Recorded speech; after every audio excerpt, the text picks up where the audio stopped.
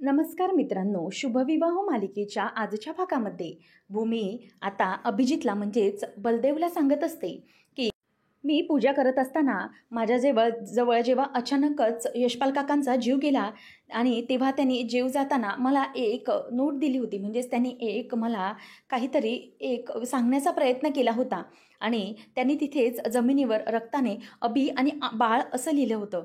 त्यावेळेला मला खरंच असं वाटत होतं की रागिनी आत्यांच्याबद्दलच ते मला काहीतरी सांगण्याचा प्रयत्न करत होते आणि म्हणूनच मी ते सगळं शोधण्याचा प्रयत्न करत असताना मला अचानक कळेना म्हणून त्यांचा जीव गेल्यावर मला शांतता मिळाली नाही. म्हणून मी त्यांच्या रूमवर गेले की काही सापडतंय का आत्यांच्या विरोधात बघण्यासाठी.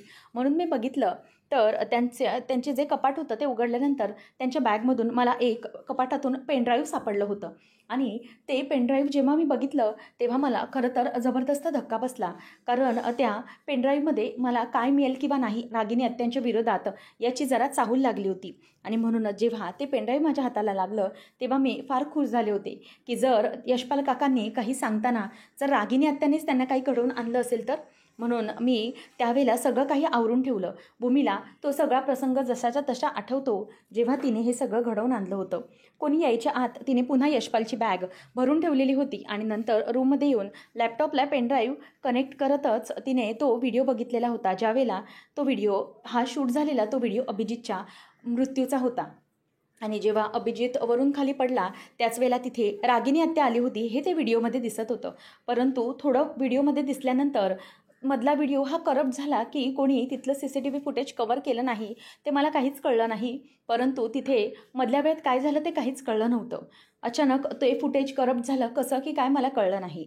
मग त्यावर बलदेव म्हणतो की कसं काय, म्हणजे ते फुटेजच नाहीसं झालं.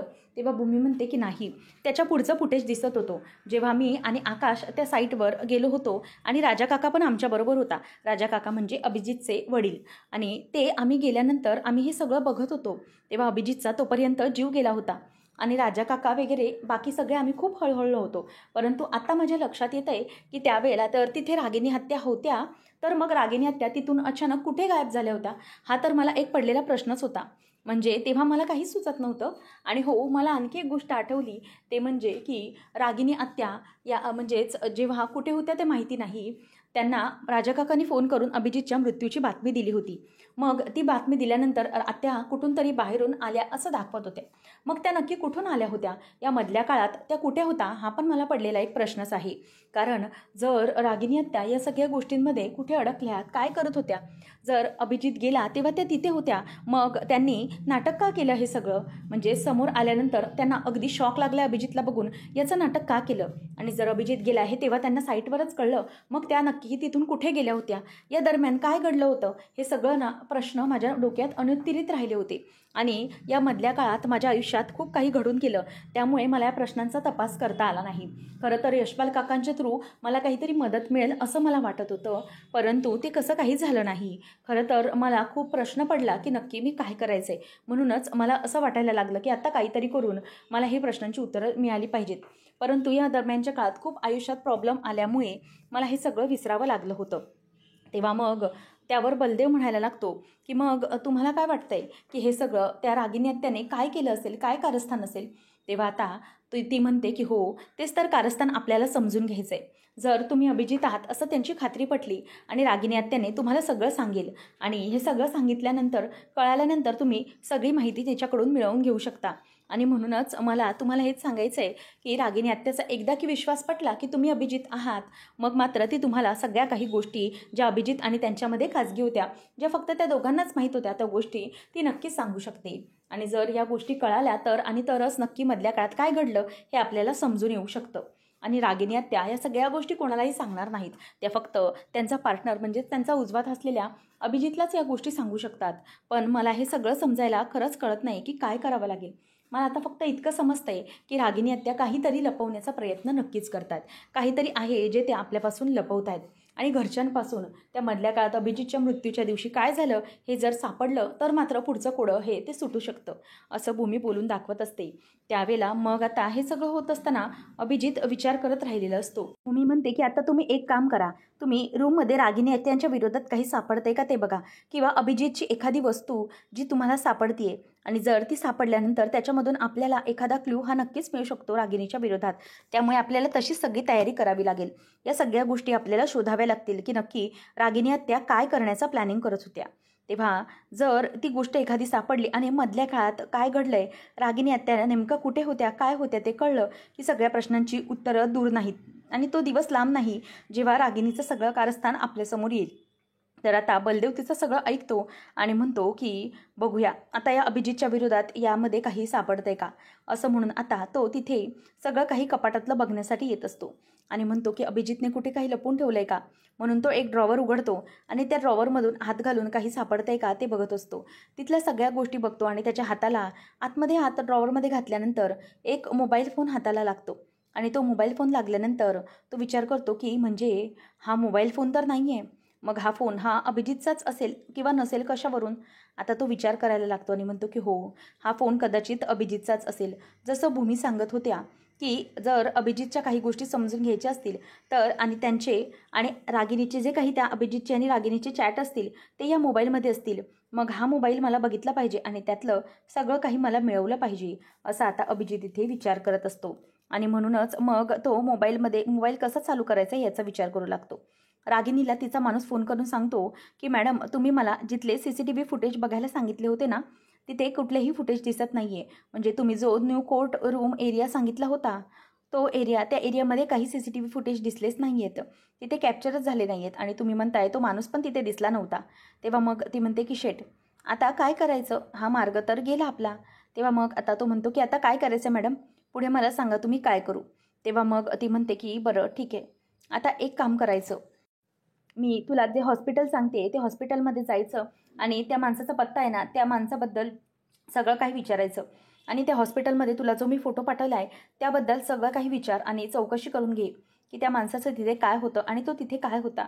नीट ते सगळ्या गोष्टींची सगळी चौकशी केली पाहिजे.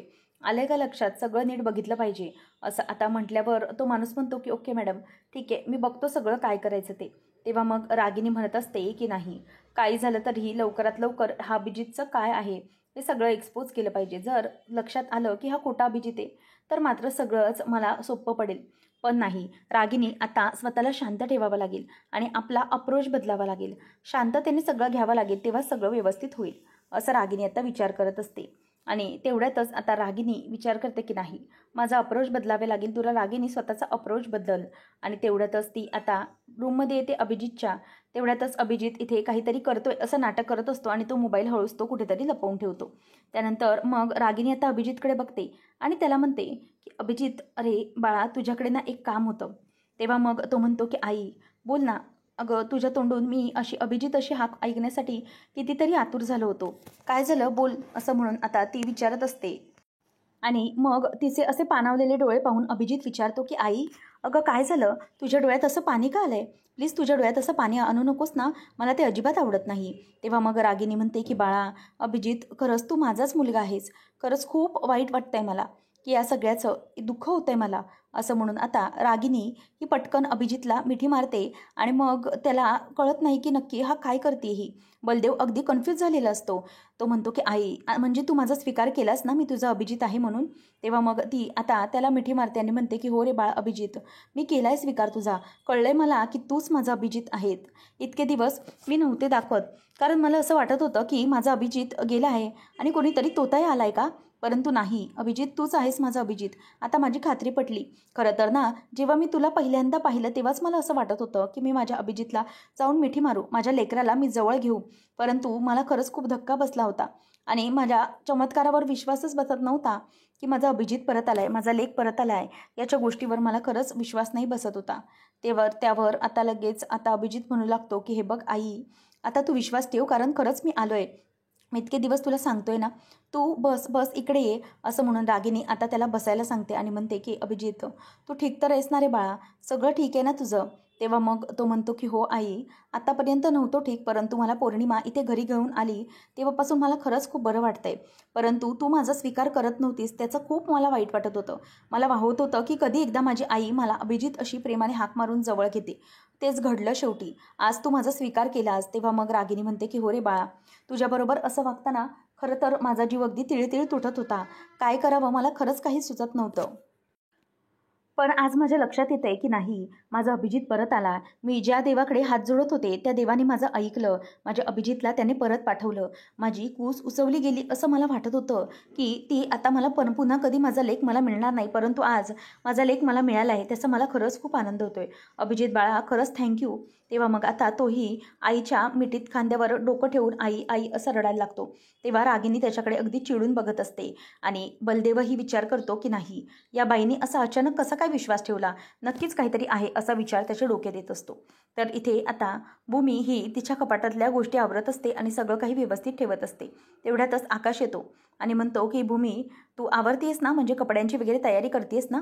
भूमी म्हणते की का आकाश, कशासाठी, कुठे जातोय. तेव्हा मग तो म्हणतो की अगं अशी काय करतेस तू, मी तुला सांगितलं ना की आपण इथे राहणार नाही आहोत, आपण बाहेरगावी सेटल होणार आहे, हे मी तुला सांगितलं होतं. आता क्षितिजाच्या पासपोर्टचंही होत आलंय, 1-2 दिवसात त्याचा पासपोर्टही मिळेल तिचा. मग आपल्याला निघायला हवं. आलंय ना लक्षात भूमी, प्लीज नको असं विसरू. तेव्हा भूमी म्हणते की आकाश, तू असं काही बोलू नकोस, ये इकडे ये. आणि ती हात धरून त्याला खाली बसवते आणि म्हणते की आकाश, हे सगळं करण्याची काय गरज आहे. अरे मी तुला समजावते ना, हे सगळं करण्याची काहीच गरज नाही आहे. आता तसंही माझ्यावरचा धोका आता टळला आहे, त्यामुळे मला कोणी आता काही किडनॅप वगैरे करू नाही शकणार. आकाश म्हणतो की हे हे कशावरून बोलतेस तू सगळं, की तुझ्यावरचा धोका टळला आहे म्हणून. अजिबात असं काही होणार नाही आहे. अगं भूमी, ते किडनॅपर जर तुझ्यावर मागावर असतील तर, किंवा तुझ्यावर लक्ष ठेवून असतील तर. नाही, मला ना आता ही रिस्कच घ्यायची नाही आहे, मला विचारही नाही करवत आहे. आणि तुला माहिती आहे का भूमी, हे सगळं करून ना तू तुझ्या अंगावरचा धोका आणखी वाढवतेस. मग ती म्हणते की आकाश, असं काही होणार नाही आहे, कारण मला आता बरेच दिवस आपण बघितलं आहे ना, काहीच झालेलं नाही आहे. तेव्हा आकाश म्हणतो की मग आपण होण्याची वाट बघणार आहोत का. भूमी, तुला कळत नाही आहे माझी काळजी तुला, प्रेम कळत नाही. आणि जर तू अशी पुन्हा काहीतरी झालं तुला, अगदी अगोदर तर मी तुला आता गमावले, परंतु मी आता पुन्हा तुला आणखी गमावण्याची ताकद ठेवू शकत नाही. तू नसतेस तेव्हा माझं घरातल्यांचं काय होतं हे तुला कळणार नाही, कारण माझी काळजी तेव्हा तू बघण्यासाठी नसतेस ना तिथे, म्हणून माझा जीव किती त्रासात असतो हे तुला कधीच कळणार नाही. भूमी म्हणते आकाश, हो हो मला कळतंय, काळजी प्रेम सगळं काही कळतंय, पण आता शांत हो. असं म्हणून ती त्याच्या तोंडावर हात ठेवते आणि म्हणते की आता तसं काहीही होणार नाहीये. आणि एव्हाना त्या किडनॅपर्सला कळून चुकलं असेल की तू त्यांच्या मागावर पोलीस फोर्स लावली आहेस, किंवा किती पोलीस त्यांच्या मागावर असले तर ते काहीच करू शकणार नाही आहेत. आणि म्हणूनच आकाश, त्यांनी माझा माग घेणं बंद केलं असेल. त्यामुळे आता ना तू उगीच कुठल्याही गोष्टीचा विचार करू नकोस. आता निगेटिव्ह विचार अजिबात आणायचे नाहीत डोक्यात. आणि तसंही आता अभिजित परत आलाय, सगळं काही चांगलं होतंय. आकाश म्हणतो पण तरीही. भूमी म्हणते की आपण एक काम करूया का, आपण डेटवर जाऊया. असं विचारल्यावर आकाश तिच्याकडे बघतच राहतो.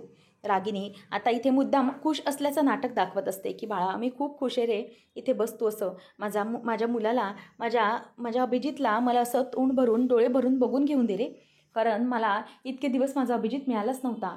असं वाटत होतं की माझा उजवा हात, माझा अभिजित माझ्यापासून निखळला आहे. माझा खरंच तू उजवा होत होतास. इतकं सगळं माझ्यासाठी तू करायचास, आईसाठी काही करायला तयार असायचास ना तू बाळा.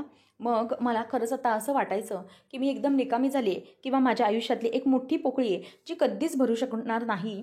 परंतु तू ते करून दाखवलंस अभिजित बाळा, तू ती पोकळी भरून दाखवलीस. त्यामुळे खरंच मला खूप आनंद झाला आहे. मी देवाचे किती आभार मानू आणि किती नको असं झालं आहे मला. आणि रागिनी ड्रामा करत असते, त्याच्याबरोबरच बलदेवही तिच्यावरचं ड्रामा करत असतो. त्यामुळे आता दोघंही एकमेकांना काही कळूनच देत नसतात की नक्की काय झाले आणि काय नाही. तेव्हा मग अभिजित म्हणतो की हो आई, नको काळजी करूस, तुला कळलंय ना आता की तुझा अभिजित परत आलाय म्हणून. आता तू काही विचार करू नकोस. मी आता तुला कधीही असं एकटं सोडणार नाही आहे, कुठे जाणारच नाही आहे तुला सोडून. आणि नको आता विचार करूस तो चुकीचा. जे गेलं ते गेलं, आता पुन्हा त्याच्यावर विचार नाही करायचा आहे. आपल्याला आता आपण एकमेकांना मिळालो आहे ना, त्यामुळे नको घाबरूस. देवानेही आपलं ऐकलं. आपण दोघं कायम एकत्र असायचो, किती काय झालं तरीही एकमेकांपासून आपण दुरावलो नाही. आणि हेच सगळं आता आपण पुन्हा एन्जॉय करायचं. आणि तो तिचा हात धरून रडत असतो. रागिनी म्हणते की मी ॲक्टिंग करते तर हा माझ्यावरचं ड्रामा करतोय, कोणीतरी एकदम चालाक माणूस दिसतोय, शातीर आहे पक्का, असं रागिनी मनातच विचार करते. तेव्हा मग तो विचारतो की काय आई, काय बोलतेस तू. तेव्हा रागिनी म्हणते की काहीच नाही. अरे बाळा, मला खरंच खूप बरं वाटतंय आणि तो दिवसही आठवला ना तरी अंगावर अगदी काटा येतोय. छे छे छे, नको नको नकोच तो दिवस, तो आठवायलाच नको दिवस. ज्या दिवशी तू गेला होतास ती बातमी समजली, तो दिवसच मला आठवेनासा होतोय. नको, आणि मला त्याला आता आठवायचंही नाही आहे. किती त्रास, किती यातना, किती काय सहन केलं ते माझं मला माहीत आहे. एक आई म्हणून मी त्यावेळेला किती त्रासात होते ते माझं मलाच माहीत आहे. असं म्हणून ती आता डोक्यालाच अगदी हात लावून त्रास होत असल्याचा नाटक करत असते. तेव्हा मग अभिजित म्हणतो की आई, काय झालं होतं त्या दिवशी नेमकं? तेव्हा मग आता तुला आठवतंय का, असं तो तिला विचारतो. तेव्हा रागिनी म्हणते की नको रे बाळा, नको, तो दिवस नको, मला त्याने खरंच खूप त्रास होतो आणि तो दिवसच नको या आयुष्यात असं वाटतं मला, असं रागिनी मुद्दाम त्याला बोलून दाखवते. तेव्हा आता भूमी ही आकाशला हाताला धरून त्याला टेरेसवर आणते आणि त्याच वेळेला टेरेसवर आल्यानंतर ती त्याच्याकडे बघतच राहते आणि तिने डोळ्यावर हात ठेवलेला असतो. आकाश म्हणतो की भूमी, अगं काय करतेस तू, कुठे नेतेस तू मला? तेव्हा मग भूमी म्हणते की एक मिनिट, सांगते मी तुला काय करायचं आहे ते. त्यावेळेला मग आता आकाश तिच्याकडे बघतो आणि तिला म्हणत असतो की भूमी, अगं हे काय करतेस तू? तेव्हा मी इथे तुला डेटसाठी आणलं आहे. ती दरवाजाही टेरेसचा बंद करून घेते. आकाश म्हणतो की अच्छा, म्हणजे तुझा हा प्लॅन होता, तर पण इथे डेट? तेव्हा भूमी म्हणते की हो, आपल्याला बाहेर कुठे जाता येणार नाही आहे ना, म्हणूनच मग इथे छोटीशी डेट मी प्लॅन केली आपल्यासाठी. तेव्हा असं म्हटल्यावर आकाश भूमीकडे बघतच राहतो आणि भूमी म्हणते की आकाश, आपल्या दोघांना एकमेकांसाठी वेळ मिळत नाही, बरोबर ना? आणि आपल्याला तसाही सोबत वेळ हवा असतो आणि म्हणूनच मी हे सगळं म्हणते.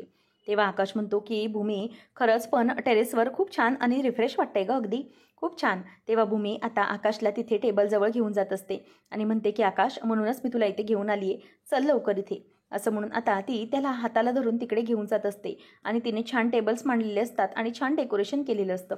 आकाश म्हणतो की वाव भूमी, हे सगळं कधी केलंस तू? खरंच खूप छान वाटतंय मला.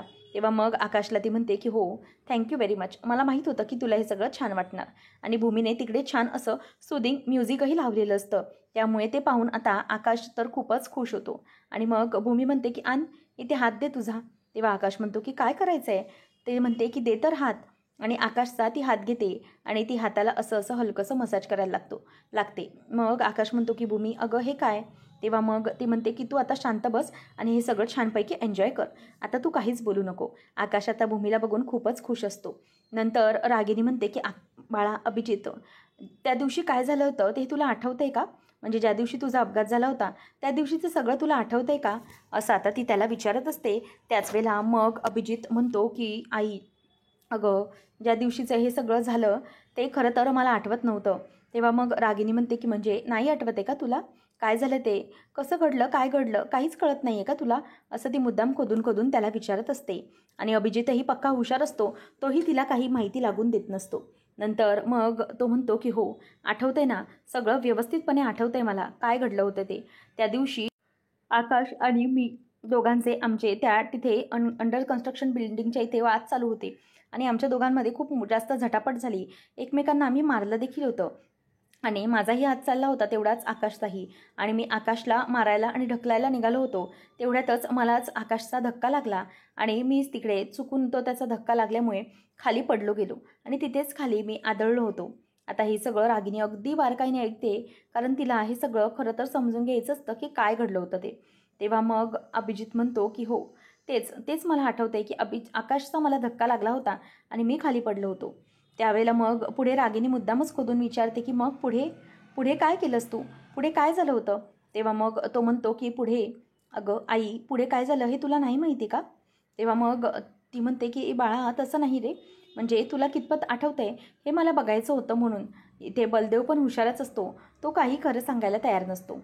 तो म्हणतो की आई, का गं, तुला नाही माहिती आहे का की त्या दिवशी काय झालं होतं ते? असं आता तो तिलाच चकव्यात टाकत असतो. आणि रागिनी म्हणते की किती शातीर आहे हा, म्हणजे हा मलाच असं दाखवतोय की काहीच माहिती नाही, परंतु ह्याला तर सगळं माहीत असेल तर, म्हणजे मी त्याला काही केलं असेल हे जर त्याला माहीत असेल तर मात्र आपली वाट लागली, असं रागिनी विचार करू लागते. त्यावेळेला मग आता इथे रागिनी रागाने बघत असताना बलदेव म्हणतो की मला तर एवढंच कळतंय की मला त्या दिवशी तिथून ढकललं गेलं होतं, त्यानंतरचं मला काही आठवत नाही आहे. आई तुला आठवतंय का, असंच तो विचारत असतो आणि मुद्दाम तिच्याकडून काढून घेतो. पुढच्या भागात आपण पाहणार आहोत की रागिनी ही अभिजितला हाताला धरून कुठेतरी घेऊन जाते. तेव्हा मग मी पौर्णिमाला विचारते की काय गं, रागिनी आत्या अचानक अभिजितला घेऊन कुठे गेल्या, काय गेल्या, तुला काही सांगितलं का? असंही विचारत असते. त्याच वेळेला बिचारी ही त्याचा पाठलाग करायला म्हणून निघालेली असते. कारण जेव्हा पौर्णिमाला कळतं की अभिजितला आई कुठेतरी घेऊन गेल्या, तेव्हा तिला आता जबरदस्त असा धक्का बसलेला असतो. नंतर अभिजितला रागिनी एका ठिकाणी तिथेच जिथे मारलं तिथेच घेऊन येते आणि म्हणते की सांग आता तुला काय आठवतंय का ते सांग. तेव्हा मग तो म्हणतो की आई जाऊ दे ना, कशाला आता जुन्या गोष्टी उघडत बसतेस, त्यामुळे उगीचच कशाला, ते जाऊ दे सगळं, असं म्हणून ती मुद्दामच त्याला आता असं बोलण्याचा प्रयत्न तो करत असतो. तेव्हा रागिनी म्हणते की सांग, जर माझ्याबद्दल तुला काय माहीत असेल तर ते सांग. म्हणजेच हे सगळं केलं आहे रागिनीने केलं आहे हे सगळं तिला दाखवायचं असतं आणि म्हणूनच हे सगळं तिचं चालू आहे. तेव्हा आता अभिजितला ती पटकन रिव्हॉल्वर रोखून ठेवते आणि म्हणते की सांग, बोल आता तू हे सगळं का केलंस, आणि जर नसेल सांगायचं तर तुझ्यामुळे खूप मोठा धक्का पत्करावा लागेल, मी तुला मारणारच. असं ती आता अभिजितकडे रागाने बघून आता मरायला तयार हो परत असं म्हणून बंदूक लावते. त्याच वेळेला समोरून आता पौर्णिमा येते आणि म्हणते की आई तुम्ही यांच्यावर गोळी झाडू शकणार नाही, तुम्ही अगोदर माझ्यावर गोळी झाडा, असं म्हणून ती आता तिला बोलून दाखवते. आणि हे ऐकल्यानंतर रागिनीला धक्काच बसतो. तर आता अभिजितचा खून हा रागिनीनेच गेला, हे सगळं सत्य समोर होणार का, हे पाहणं रंजक ठरणार आहे. अशाच अपडेटसाठी चॅनलला नक्की सबस्क्राईब करा. धन्यवाद.